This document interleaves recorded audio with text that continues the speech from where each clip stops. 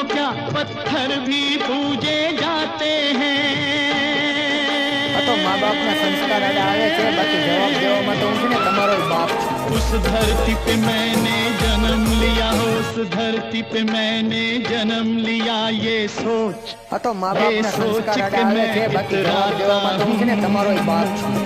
भारत का रहने वाला हूँ, भारत की बात सुनाता हूँ, है प्रीत तो माँ बाप ना संस्कार आड़े आवे छे, बाकी जवाब देवामां तो હું છે ને તમારો બાપ છું।